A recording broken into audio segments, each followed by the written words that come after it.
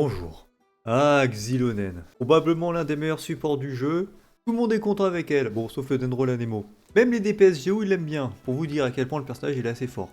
Ça fait déjà un moment qu'elle est sortie, on sait à quel point elle est puissante. Du coup, je vais pouvoir faire un guide sur son rerun, parce que voilà, j'ai du temps à perdre. Xylonen est une détentrice d'un œil divin Géo, et elle utilise des rouleurs pour buffer ses alliés et emmerder ses ennemis. Pour ses attaques normales et chargées, on s'en fout, elle est pas là pour ça. La compétence élémentaire. Alors accrochez-vous, c'est un peu chiant à expliquer, mais en fait c'est super facile à comprendre. Xylonen enfile ses patates de combat rapide et se rend en avance sur une certaine distance pour infliger des dégâts géo selon sa def. Après utilisation, Xylonen obtient 45 points de Noctam et entre dans l'état bénédiction Noctam, état pendant lequel elle passe en mode patin artistique. Xylonen possède 3 échantillonneurs qui sont de base géo, se changeront en pyro, hydro, cryo ou électro selon les éléments des personnages de l'équipe. Avec au moins 2 échantillonneurs élémentaires, toucher les ennemis en attaque normale octroie des points de Noctam. Quand vous êtes arrivé au maximum, les échantillonneurs s'activent et la résistance élémentaire correspondant aux échantillonneurs est réduite. Si vous ne remplissez pas la condition de 2 personnages élémentaires, Xylonen passe en mode DPS si elle n'a qu'un ou pas du tout d'échantillonneur. Ses attaques normales et plongeantes infligeront de plus gros dégâts au lieu d'accumuler des points d'Octam. Et ça, on n'en veut pas. Sauf si vous la jouez en main DPS, mais c'est carrément bof. Son état bénédiction lui permet d'augmenter sa vitesse de déplacement, sa vitesse d'escalade et lui permet d'effectuer des sauts à grande vitesse lors de l'escalade. Quand Xylonen bénéficie d'une bénédiction, ses points de Noctam ont une limite de 9 secondes après quoi ils sont immédiatement épuisés.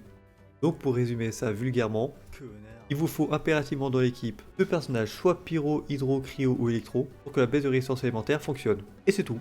Enfin, comment je peux résumer Kit en 2 secondes, c'est génial. Bref, son déchaînement élémentaire. Xylonen active la version portable de la platine de mixage phlogistique à pleine puissance pour infliger des dégâts géo de zone selon la défense de Xylonen. De plus, si un minimum de 2 échantillonneurs ont changé de type élémentaire, Xylonen soigne des personnages déployés à proximité à intervalles réguliers selon sa def. Si moins de 2 échantillonneurs ont changé de type élémentaire, Xylonen déclenche 2 battements supplémentaires infligeant des dégâts géo de zone selon sa def. Le personnage, il soigne, baisse sa résistance élémentaire. Déjà sur le papier c'est génial. En plus l'application est très facile. Au niveau de ses passifs, déclencher une transmission Noctam ressort 15 points de phlogistique. C'est sympa. Son deuxième passif, pendant la bénédiction Noctam, un minimum de 2 échantillonneurs ont changé de type élémentaire, elle obtient 35 points de Noctam en touchant un ennemi avec une attaque normale ou plongeante. Si moins de 2 échantillonneurs ont changé de type élémentaire, les dégâts infligés par les attaques normales et plongeantes augmentent de 30%. Son troisième passif, lorsque les points de Noctam de Xylonen atteignent le maximum pendant sa bénédiction Noctam, elle déclenche un effet équivalent à une éruption Noctam une fois toutes les 14 secondes. De plus, la défense de Xylonen augmente de 20% pendant 15 secondes lorsqu'un membre de l'équipe à proximité déclenche une éruption Noctam. Et son dernier passif, c'est le passif propre au personnage de Natlan qui utilise le phlogistique à la place des points de Noctam quand ils en ont plus pour se déplacer. Et vous pouvez aussi faire un déploiement spécial de Xylonen dans le monde ouvert. Elle rentrera directement dans sa bénédiction Noctam. Au niveau des constellations, bon, on s'en fout un peu, le personnage est fonctionnel en C0, c'est pour les grosses whales, ou ceux qui ont de la chance. Je laisse un parce que j'ai drop 2 Xylonen en une multi. Ce que je peux dire sur sa première constellation, en gros, c'est qu'elle augmente la résistance à interruption du personnage. Voilà. Et puis le reste, on s'en branle, on n'a plus d'argent. Au niveau de ses équipements, pour ses armes, nous avons son arme de signature, la chanson de patrouille de sommet. L'arme donne beaucoup de défense en stade principal, permet d'augmenter la défense et les dégâts élémentaires quand Xylonen touche un ennemi avec une attaque normale. Et lorsque vous avez cumulé 2 fois l'effet, vous augmenterez les dégâts élémentaires de tous les personnages de l'équipe, en fonction de la défense de Xylonen. Cette arme est excellente pour Xylonen, mais pour personne d'autre, donc c'est pas si rentable de l'avoir. Le serment de la liberté. Bien que l'arme donne de la maîtrise élémentaire et Xylonen en a rien à branler, le passif permet d'augmenter la taille des personnages de l'équipe ainsi que les dégâts infligés par n'importe quel type d'attaque. La lame de la voûte. L'arme donne de la recharge d'énergie, augmente légèrement le taux critique, bon c'est bon à prendre, et permet de buffer la vitesse de déplacement, la vitesse d'attaque et ainsi que les dégâts des attaques normales. Donc si vous avez cette arme, vous faites d'abord le déchaînement, ensuite la compétence de Xylonen pour qu'elle tape plus vite et qu'elle génère du Noctam plus rapidement. Vous gagnerez un peu de temps sur le terrain, mais ça casse pas 3 pattes à un connard, c'est surtout intéressant pour la recharge d'énergie. Pour les armes 4 étoiles, nous avons l'épée de Favonius, qui donne beaucoup de recharge d'énergie et permet de générer des particules élémentaires si vous faites un coup critique. Utilisez les 60% de taux critique pour bénéficier de l'effet fréquemment. L'épée rituelle qui donne aussi beaucoup de recharge d'énergie. Néanmoins, reset le temps de recharge de la compétence élémentaire n'est pas forcément intéressante sous Xylonen, parce que déjà sa compétence n'a pas un gros temps de durée, et surtout la baisse de résistance élémentaire dure largement plus longtemps que son temps de recharge. C'est même pas forcément intéressant de réutiliser la compétence pour les dégâts. Pour les armes free-to-play, nous avons la flûte d'Espitzal. C'est l'arme forgeable de Natlan qui donne un bon paquet de défense en strat principal et qui augmente la défense après l'utilisation d'une compétence. Le fuseau de Cinabre qu'on pouvait obtenir en 2.3 qui augmente grandement la défense et les dégâts infligés par la compétence élémentaire. Le passeur du fleuve cendré, j'espère que vous aimez la pêche à fontaine. L'arme donne un petit paquet de recharge d'énergie, augmente le taux critique de la compétence et augmente la recharge d'énergie après l'utilisation de la compétence. L'épée céleste est une arme 3 étoiles, la C6 et la grosse dèche, néanmoins elle donne quand même un bon paquet de recharge d'énergie. Pour les armes avec Zilonen, c'est pas compliqué, c'est soit de la def, soit de la recharge d'énergie. Voilà, c'est tout.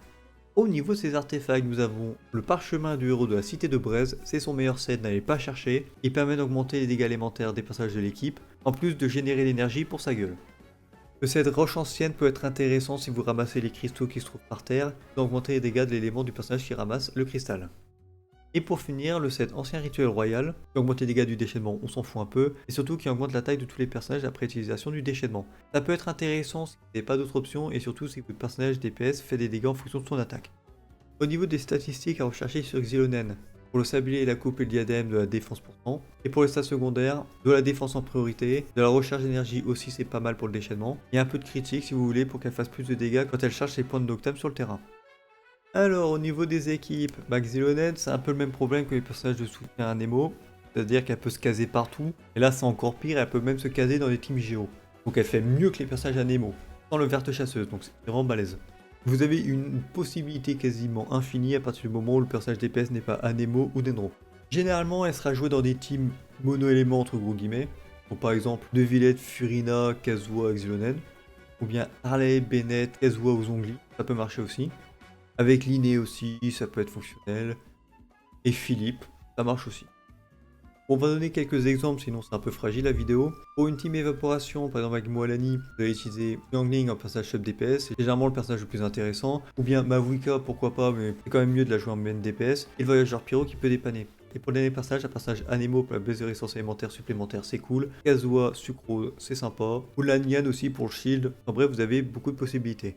Avec Neuvillette, ça marche aussi, même si c'est pas sa meilleure team. Ça peut dépanner si vous n'avez pas Furina. Programming, ça peut être sympa aussi, c'est pas sa meilleure team, mais ça reste cool. Et si vous voulez faire quelques fontes, Philippe avec Xiangling et Bennett est complètement fonctionnel. Ou Mavuika avec Citlali et Bennett, ça commence vraiment à frapper fort, en plus je crois que c'est sa meilleure team. En tout cas l'une des meilleures teams de Mavuika. Vous pouvez vous amuser à jouer en team Freeze, même si je pense qu'un personnage Anemo ça reste plus intéressant avec la dispersion. Mais comme elle apporte du soin, vous pourrez jouer Furina sans trop de problèmes d'HP. Dans une team sur activation avec un personnage DPS électro évidemment, sinon on parle de propagation et c'est pas pareil. Une team avec Chlorinde, Fischl, un personnage Dendro, Kirara, Naida ou Bashu si jamais. C'est complètement fonctionnel. Ou alors avec Sino, et vous pourrez rajouter Furina pour faire un peu d'exubérance. Ça pourra augmenter le DPS global de la team. Mais bon, le plus intéressant avec Xilonen par rapport au personnage Anemo, elle peut booster les dégâts géo. Et Navia, elle adore ça. Donc une team avec Navia, vous pouvez utiliser en personnage sub DPS, repartir sur Xiangling Bennett, ou alors remplacer Xiangling par Furina. Comme ça vous avez grandement boosté les dégâts de Navia avec la fanfare. Ou bien Fischl qui est complètement fonctionnel aussi dans l'équipe. La meilleure team restant Navia, Xiangling Bennett et Xilonen. Et bon, on va vraiment parler de la GOAT Géo, c'est-à-dire Noël C6 de préférence, la sata basse. Vous aurez besoin de Furina, très important. En plus, Noël peut protéger et soigner l'équipe. Vous n'aurez pas de problème d'HP avec elle, c'est cool. Et pour le dernier personnage, vous aurez le choix entre Xingqiu ou Yelan pour accompagner les attaques normales de Noël.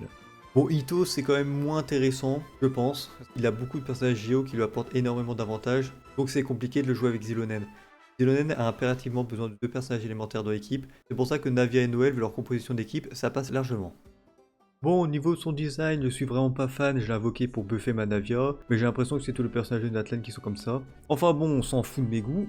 Au niveau de sa performance, c'est probablement le support le plus intéressant à avoir, c'est même pas probablement, c'est le personnage support le plus intéressant à avoir. Elle baisse sa résistance élémentaire, elle soigne, voilà, c'est génial. Elle prend le rôle d'un soigneur et le rôle de Kazuha dans une équipe. Et en plus, si vous la jouez avec Kazuha, vous allez baisser la résistance élémentaire des ennemis d'une façon tellement débile que votre personnage DPS fera énormément de dégâts. Le personnage de toute façon, on le voit à mes guides, elle apparaît dans toutes les équipes des personnages que je présente, donc rien que ça annonce la couleur. Pas indispensable, mais presque. Et elle brille dans tous les contenus que vous pouvez faire. En monde ouvert, le déplacement est agréable, en abysse, c'est trop bien, et même dans le théâtre, c'est génial. Donc voilà, que demande le peuple, c'est le personnage le plus intéressant actuellement, je pense. Sauf si vous êtes main Anemo et Dendro, dans ce cas-là, Xilonen, vous en avez rien à péter.